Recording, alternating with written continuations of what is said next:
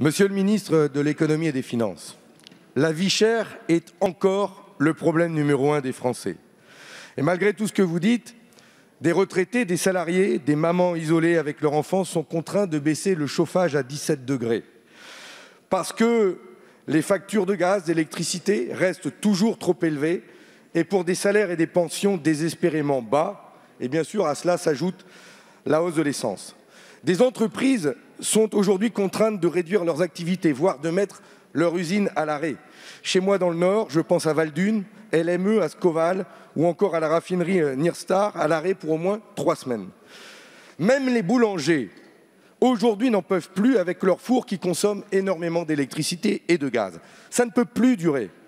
Il est urgent de reprendre la main sur la fixation des prix de l'énergie et en particulier de l'électricité. Idem pour le gaz, dont le prix monte en bourse en ce moment à cause de l'escalade guerrière dans laquelle l'OTAN et la Russie nous emmènent en Ukraine. Quelle honte! Alors, monsieur le ministre, la France produit une électricité nucléaire décarbonée en quantité suffisante pour répondre aux besoins du pays. Mais vous préférez obliger EDF à vendre cette électricité nucléaire française à des opérateurs privés qui ne baissent pas les prix et qui se gavent sur notre dos. Ça représente une perte de 8 milliards d'euros pour EDF, sans aucune garantie d'une quelconque baisse des tarifs pour les Français. Mais en plus, ça fragilise EDF. Alors, quand allez-vous enfin sortir l'électricité du marché pour retrouver notre souveraineté, notre indépendance énergétique avec un seul opérateur public, EDF? Quand allez-vous enfin favoriser les ménages français, les entreprises françaises, plutôt que la concurrence libre et non faussée des traités européens? Merci, monsieur le député. La parole est à monsieur Bruno Le Maire, ministre de l'Économie, des Finances et de la Relance.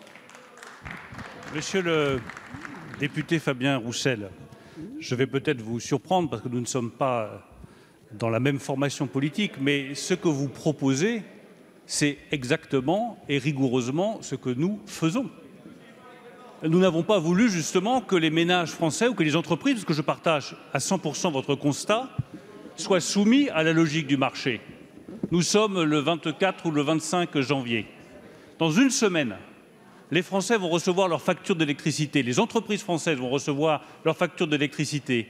Et si, en ouvrant leur enveloppe, ils ne découvrent pas 35 à 40% de plus d'augmentation de leur facture d'électricité, c'est parce qu'avec le Premier ministre, nous avons pris les décisions nécessaires pour que toutes les factures des Français et de 1,5 million de petites entreprises n'augmentent pas de plus de 4%. Aucun autre État européen, je le redis, ne l'a fait.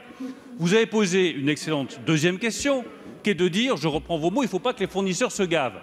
Il est hors de question que l'électricité à prix réduit, qui sera fournie par EDF aux fournisseurs, pour que ce soit répercuté sur les consommateurs, entreprises ou particuliers, ne bénéficie pas uniquement, exclusivement et définitivement aux consommateurs, particuliers ou entreprises. Nous y veillerons avec la Commission de régulation de l'énergie.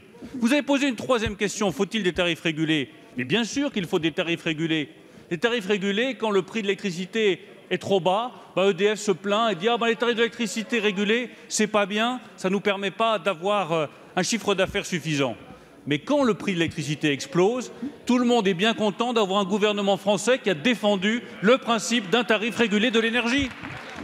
Enfin, sur le long terme, je partage totalement votre avis, je l'ai toujours dit, le marché européen de l'énergie ne fonctionne pas comme il devrait. Il n'y a aucune raison que le consommateur français paye le prix marginal d'augmentation des usines à gaz dans l'Est de l'Europe. Il devrait payer le coût moyen de production de l'électricité nucléaire à laquelle vous, comme moi, Monsieur le Président, nous croyons. Merci.